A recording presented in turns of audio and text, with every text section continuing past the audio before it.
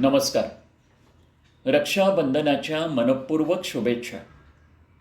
आजही श्रीकृष्ण आणि द्रौपदीची कथा प्रेमाच्या अगदी छोट्या छोट्या कृतींमध्ये जिवंत राहू शकते.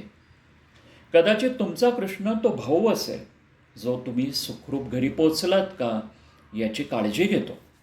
कदाचित ती बहीण असेल जी तुमच्या अनुपस्थितही तुमच्यासाठी खंबीरपणे उभी राहते. कदाचित तो मित्र असेल ज्याला तुमच्या शांततेतही दडलेलं दुःख जाणवतं.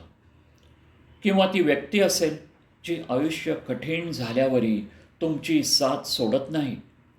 आणि कदाचित आजची तुमची राखी ही केवळ एक धागा नसेल, ती एखादा फोन असू शकते किंवा मी आहे तुझ्यासोबत असा एक छोटासा संदेश असू शकते. एखाद्याच्या सन्मानाचं रक्षण करणं असू शकते, त्याच्या मनाची विचारपूस करणे असू शकते किंवा त्याच्या आयुष्यातील सर्वात कठीण क्षणी त्याला एकट्यानं सामोरे जाऊ न देणं एवढंही असू शकते. कारण खरं संरक्षण म्हणजे नियंत्रण नाही आणि केवळ पोकळ आश्वासनही नाहीत.